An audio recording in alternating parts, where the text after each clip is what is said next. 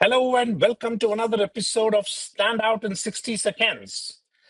It's a weekly conversation on one topic. Standing out is not about being busier or louder, it's about being recognizable in moments that matter. Every Wednesday at 3 p.m. Indian time, we take up one lever of standing out and unpack it. One idea, 20 minutes, something that you can actually put to use back into your business or personal brand.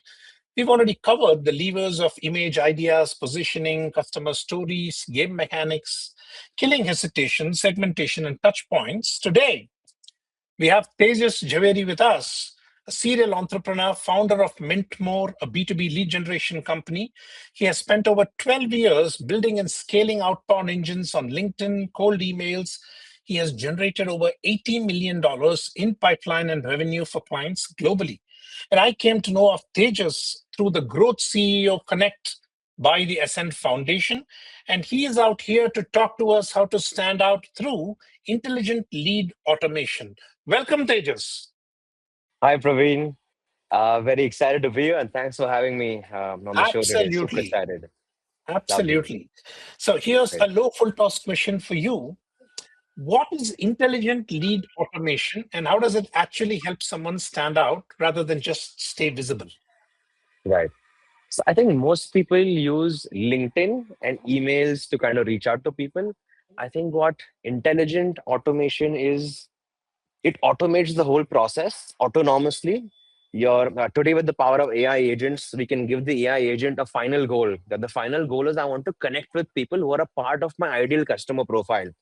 So I think step one is I think defining who do you want to reach out to and what value you can add to them, and then intelligently figuring out how to scale those outbound systems. Today we have LinkedIn outreach and cold emailing as the lowest hanging fruits compared to other channels for B2B marketing and outreach.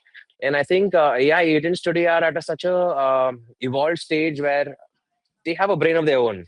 They can reason by themselves to qualify leads, to qualify lists, to qualify messages, to qualify strategies, and automatically scale the outbound at such a level where you don't lift a finger and you have your meetings booked all day and all out. So I think that is the future of automation and outreach.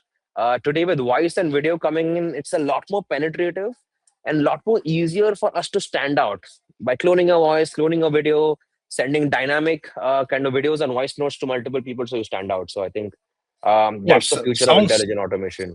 sounds like science fiction mumbo jumbo, but I received a video yesterday from one of my friends, which is he's used Sarvam video dubbing and dubbed my entire 60-second video in Tamil and sent it back to me in my own voice. And my wife could not decipher that it is AI. She really thought I was speaking in Tamil. Man, the way it is Absolutely. going. Yeah. But an ICP is something, but a fundamental question where to stand out because all of us at some point try to make the mistake of being everyone to everywhere. Let me narrow it down to the question that comes through: what is better in terms of standing out, LinkedIn outreach or cold email? And this is for a business professional or a brand. What is your take on this? Right. So I think firstly, both LinkedIn and cold emailing work well in a B2B aspect, right? B2C, it might not be the best platforms. B2C, we have Meta, Google, etc. But if I talk about B2B, I think we have both LinkedIn and cold emailing. I think going omni-channel there would be very important because at the end of the day, as we're all aware, sales is a numbers game. The funnel on top, the number of people you reach out to, the people who get back to you, the people who are interested, the people who show up on a meeting, the people who convert. So I think I'll explain the difference between LinkedIn outreach and cold emailing for myself because I do lead gen for my own company as well, where we are trying to get more meetings around the world. So when I talk of LinkedIn, right, the good part of LinkedIn is the opposite person has the face to look at. The opposite person can go on your profile, can understand that okay, the Praveen is a thought leader. He talks about his niche in an interesting way. Praveen creates the right content. His profile is shiny. I want to talk to Praveen. He's an impressive profile. With cold emailing, what happens is it's alias domains. Because firstly, no one's going to cold email from my own domain. So I'm a mintmore.com, right? So I'll buy around 10, 15 dummy domains, lookalike domains like mintmoremedia.com, partner with mintmore.com, etc. Then I'll buy around 5 Gmail IDs per domain. So I have around 50 email sending accounts. Now, through LinkedIn, I'm able to do around 80 meetings a month. I'm talking just about myself, right? Not about my clients. And from cold emailing, I'm able to do around 14. So I think the goal out here is to be omni-channel with both LinkedIn and cold email to ensure that you have the highest number of meetings happening out there. But lead qualification is a very big criteria out here. You want to ensure you're only reaching out to people who are a part of your ICP or ideal customer profile. And the Absolutely. messages you send need to be really crisp. You don't want to be salesy. You don't want to sell at all. You want to just deliver value. You want to be curiosity driven. You want to ask open-ended questions. You want to leave them with a question at the end. And your cold email should be such that you're asking an open-ended question, but they should be Right. replying back to that, and that journey starts from there. So I think standing out on both would be very important and going omni-channel on both. But LinkedIn is always going to be a lower hanging fruit than cold emailing in terms of number of meetings because you can see the person behind the face. Absolutely. As my daughter tells me, do whatever you want, Papa, but please don't be cringe. So that's a very, very important aspect for us from a professional standpoint in a business environment.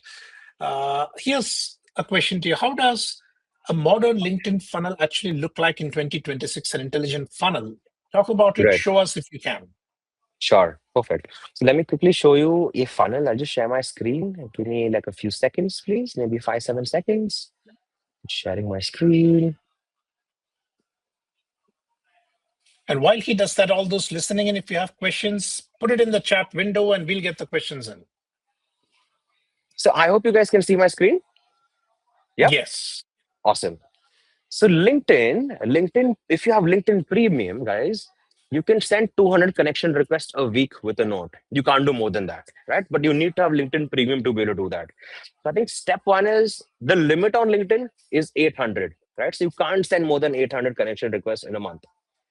Now, if I talk about myself, my connection request acceptance rate is around 85%, which means 85% of all the people I send connection requests to accept my connection request. Uh, we have 100 plus clients, so I can talk of averages right now. If I speak of averages, right, it's around 35%, which means if you send 800 connection requests, 35% of people will accept a connection request, which means only 280 people accept a connection request. The next step in the funnel you want to gauge is how many people respond back to you. On average, 50% should be the response rate, which means from the 280 people who get your messages, around 140 people respond back to you. This includes positive and negative both, right? 140 people are responding in totality. Now, from the 140 people responding in totality, you want to gauge how many are the positive response rate. You roughly have like a 35% positive response rate, which means 49 people are going to respond positively, like, sure, Tejas, send me more details. Here's my Calendly, here's my EA's number. Can you send me an email? Let's do a call on this date, this time. 65% will be negative, saying not interested, not right now, maybe the timing isn't right, so on and so forth. Now, these positive responses, we want to nurture them by manually sending them resources, adding value to their life by giving them free actionable things. Usually, 85% of all the people who show positive responses show up on a meeting. So, average person from LinkedIn can get around 42 a meeting set up on their calendar. Right. Oh, very, very interesting. But how can a normal person like me get access to such a dashboard? It looks Uh, absolutely fascinating, glamorous, lovely, and extremely easy. At least it looks to me. Right. So I feel that today with the power of AI agents and the number of builders available, there is NA10, there is Make, multiple other AI agent builders. You can easily give them a final logic, and you can show the steps from there. Let me share my screen and show you the automation so you Yes, understand what's please. behind the hood. Yes, yes. Please go ahead. Awesome. So I think the goal in outreach and totality is to stand out, right? And what can you do to stand out to ensure the other person is going to see your message? You should Yes. reply to it. So standing out is the key out here. So earlier, I was doing this manually before AI agents came in, and it of course takes a lot of time to do it manually, right? So I think step one is to define your ideal customer profiles, right? Let's say for me, we want to work with B2B SaaS companies, we want to work with B2B manufacturing companies and B2B services companies. I want to then decide who's the decision maker for me. Is it the marketing head? I want to talk to the founder, the director. What employee strengths do I want to look at? How do I pre-qualify the leads, right? So step one out here is to define your ideal customer profiles and send it to the agent. What the agent then does is it goes on LinkedIn Sales Navigator because that's where you can do the most advanced search on LinkedIn. That's where all the filters open up on LinkedIn. Otherwise, if from your profile, if you have to search for the profiles, you can only see up to first, second, third degree connections. You can't see everybody. To see everybody, LinkedIn Sales Navigator is the right place. And The agent goes on Sales Navigator, and within 5 minutes is going to spit out 1,000 profiles that match your criteria. When I was doing this manually, it would take me at least around 3 or 4 man hours to source 800 profiles in a month. Right? This does it in 5 minutes. So I have 800 to 1,000 profiles on a Google sheet. The agent then tells me that okay, there are 1,000 people on the sheet. These 1,000 people are people you want to connect with, right? But before you send them random generic messages, it's important that you start enriching the data. So what the agent does is it starts researching about each of these 1,000 people. So step one is going to go on that Google sheet with 1,000 people it's found out. Is going to go on each person's LinkedIn profile. Is going to go on their work section. Is going to check their company name. They're going to find out if they have a website. They'll put that website into Chat GPT. There's a custom bot built, and it'll find out common points from their website to talk about. I think step two is the agent goes on to each person's last LinkedIn post and asks a thought provoking question. It then probably goes on their company news and checks out is there some new funding they've gotten? Is there a change in management? Have they won some awards? And lastly, check their company page to figure out what narrative to build. These narratives or enrichments are done so that the message you send to people are personalized, hyper contextual, so that you stand out. Now, the interesting part out here in the automation is the last step, right? Where the automation is automatically going to send out 200 connection requests a week with a note. The note comes in from the researcher does out here. Then the person either accepts your connection request or does not. If he accepts, he gets a series of messages. Now, the main crux of standing out here is a strategizer, which is a human being, is still needed to strategize. When do I want to compliment somebody? When do I want to talk about the news? When do I want to send them a video? When do I want to send them some free Absolutely. resource?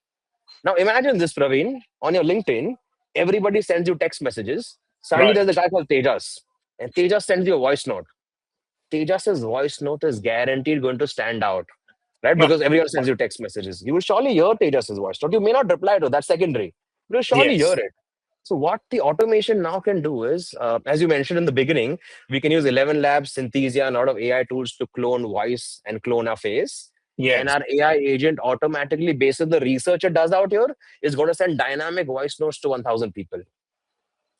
And that is the power of standing out here. Now, next, what we're working on is how to create dynamic videos and kind of send that to all the prospects with the personalized narrative. Oh, it's So, already quite a bit like black magic. Absolutely, absolutely fascinating the kind of automation work that you're doing, which a whole lot of marketing folks need to sit up, stand up, and take notice as to if we are not there, we're already far, far behind. right. I think today, fortunately, the resources available are pretty easy for people to set up Yes. automation like this. I think one needs a solid architect to figure out what automations do I want to use and how do I plug them all together. Beautiful. Beautiful. Right. There's no longer the CMO, it is the chief marketing architect that we are looking at today. Absolutely. But where does lead automation fail for founders and brands? That's also important to know how to Yeah. stand out, but why are people failing to stand out? Yeah. So I get this a lot on my inbox. I'm sure most people in this room also do. Generic messages. Hi, I'm Tejas Jhaveri. I run Mint More. I can help you with lead generation. Can we do a 30-minute call to help out? Nobody is ever going to respond to that. Now put yourself in the other guy's shoes, right? The first layer is when you send somebody a connection request. Put yourself in their shoes. You go on my request on LinkedIn and you're seeing all the connection requests you're getting. Now, what is going to make them accept a connection request, right? Your Yes, headline needs to be strong. Your profile has to be credible. You want to send that note which is contextual, which says that, okay, this guy can add value to my life. I want to talk to him. yes, The minute I send these salesy messages at scale is where automation is never going to work for people. As I mentioned, you need that strategizer to figure when do I want to rub Tejas' ego? When do I want to compliment Tejas? When should I send Tejas a free resource? When should I send Tejas a voice note? When do I send Tejas a video? When do I send Tejas a case study? And if done in such a manner which is conversational and non-salesy, meetings will happen. But the minute the agenda sales, it's never going to work out, right? So you ask open-ended absolutely. questions like, hey, have you faced this problem ever before? I've been working with founders facing this problem, and I might have some solutions. Let's chat and jam and Mhm. brainstorm together. Should be the narrative. The minute it sales, it's surely not going to work, Wow. Phenomenal. Got a right? whole lot of questions, but let me work on mine. If someone wants to stand out in 2026 using automation similar to what you showed, what must they build first before switching any other system on? Tejas. So I think firstly, I've worked with a lot of brands, and I've realized many of them do not have clarity on who they want to reach out to. and what Yes. value proposition they have for each segment. They Yeah. should have a unique value proposition. So we have a very detailed exercise to do the same. Let me, if you're okay, I can share my screen and probably Yeah. Yeah. show, Go ahead. Go ahead. video. Awesome. Give me another 6, 7 seconds while I share my Sure. screen. Right. So this is one of our clients. They are a global manufacturer sourcing platform. So step one is to kind of define the ICPs or ideal customer profiles, right?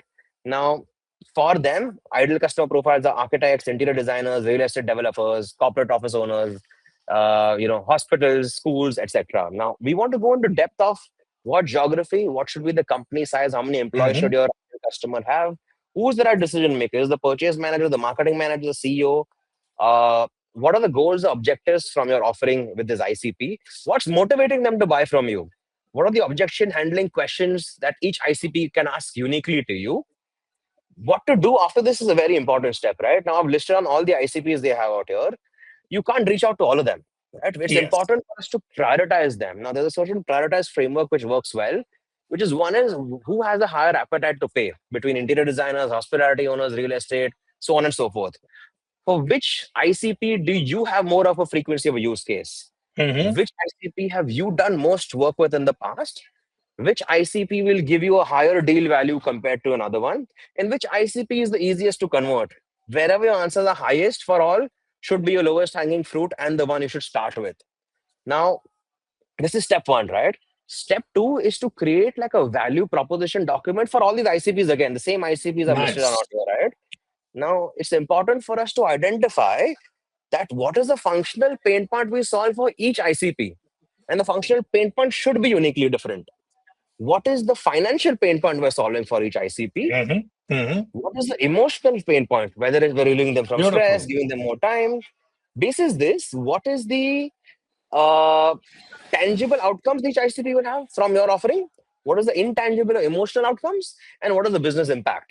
Basis this, you're able Yes. to come up with your headline, supporting statement, elevator pitch, which needs to be used everywhere in your brand, whether it's what your website banner should have, to what your social media copy, from email marketing to LinkedIn outreach to anywhere, your value proposition document should be your Right. Bible.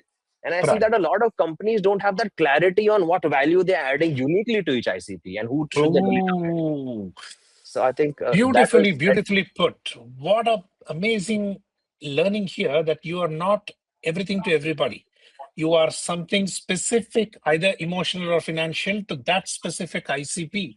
And you put it up brilliantly. Tejas, I'm going to switch over to some of the questions that have come in. One from Sriram Shekhar, an entrepreneur from Chennai. And the question goes, for LinkedIn, do you link your own profile for the automation? And does the automation not violate LinkedIn TNC? Asking as a lot of LinkedIn automation software ends up blocking your account. A very practical question. absolutely. Hi, Sriram. I think great question there. So I think in step one, most lead gen is done from a personal brand. A company cannot do lead gen. So Tejas Jhaveri from Mintmore can reach out to a Praveen from his company. Now, I will have to use my personal brand out there, right? So my own LinkedIn account is going to be linked to LinkedIn APIs. Now, Right. when I started AI agents 2.5 years back, I was very excited. I'm like, boss, AI agents have come. Let's max out all the limits. Max connection requests, max messages, max follow-ups. And then my account got blocked, as you rightly mentioned, Praveen. And I'm like, damn, I cannot afford for any of my clients' accounts to ever get blocked. Fortunately, one of my school friends, she works at LinkedIn in San Francisco as a product head. And I could do multiple calls with her to understand that whatever automation you build, it should mimic a human being. The minute Right. LinkedIn understands this is purely automation with no mimicking human being is not going to work. So I'll tell you some limits, right? Which is you should not send more than 25 connection requests per day. When you send these connection requests, your automation shouldn't just be sending them. You want to send 5 connection requests, scroll a little bit on your feed, like some posts, open your inbox, check some messages, send the other five, right? And it must mimic a human being. Second bit is you should not send more than 100 to 150 messages in a day. So in our automation, we built those limits after kind of messing up in the beginning. And the limits also do keep changing. So we do have recurring calls with the LinkedIn team to understand whatever we want to do should be well within the frameworks because we cannot afford to have our accounts getting blocked or any client's account getting blocked as well. Yes. So 25 connection requests a day, 100 to 150 messages per day, and you should not cross that limit. And automation must mimic a human being. are the key points to keep in mind to never get blocked. So since 2.5 years after that, we've never gotten blocked, and life is good. Ah, nice. So, Nanjil Manohar, you said need the automation set up. Well, the recording is going to be there, but feel free to reach out to Tejas and all those in Chennai. We will be inviting Tejas to come over and conduct a longer session in Chennai next month. So do stay in touch with Tejas and with me, and we will bring him live in front so you can ask a lot more questions out there. One final question to you here, linked to the previous answer. What is one automation behavior that instantly reduces trust and another one that immediately increases it? Give us two moves to close the day. Okay. So one automation that instantly is gonna reduce trust is long spray and paint messages, which are salesy in nature. That hi, I'm this, I sell this company, I'm in this company, I can help you with this. And that is done at scale. And I'm sure all of us in this room get these messages every day, right? So that's surely going to fail. Uh, what is going to work in today's day is voice notes and videos. You want to send as many voice notes to people on LinkedIn because you will stand out because nobody else is really doing this. So the more you send these voice notes, the more you will stand out, the more you will be remembered. And of course, videos. You want to create dynamic videos. Now, I understand it's effort to make unique videos for 1,000 people. There is AI today and AI agents. You use a app like Synthesia and 11 Labs to clone your voice, clone your face to Synthesia, put that into the agent, and the agent will dynamically send 1,000 unique videos to 1,000 different people. And I think that would be a clear success rate out there. And when I talk of cold emailing as well, right? I think some golden rules for cold emailing is one should warm up their inbox for 45 days. If you have 50 email sending accounts, you want email ID A from domain A to talk to email ID B from domain B like a human would talk to each other for 45 to 50 days.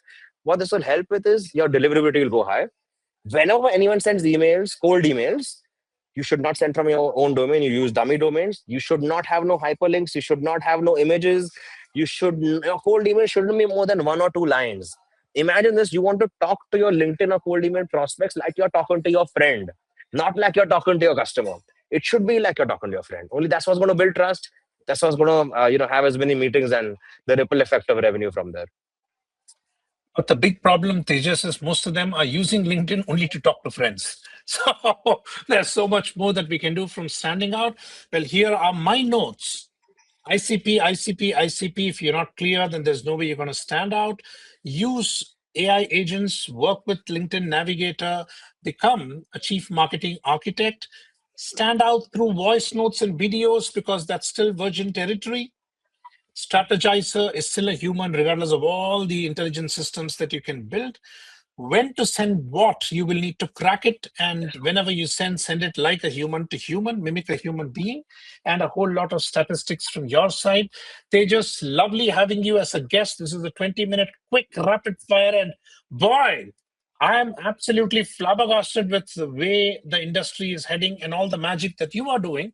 And hopefully, for all the listeners, there's a bit of the magic sprinkling across that he's got us all curious as to what can I do today or which agent can I charge up today to take over a whole lot of my work. So thank you very much, Tejas. Hey Praveen, it's been wonderful being here today. Love your energy and the enthusiasm you have. I think that just rubs off on me. More power to you. I think you're doing some amazing work Yeah. and lovely to be here again. And hope to see you in Chennai soon, next month. Absolutely, sir. I'll be there next Lovely. month. Thank All you. right. And for all of you listening in, I'm sure you have loads of questions. Feel free to reach out straight to him or to me, and I will connect and call Tejas over to speak, to consult, to bombard and solve your standing out problems through funnels. Awesome. All right. Thank you, Praveen. Thank you. Bye.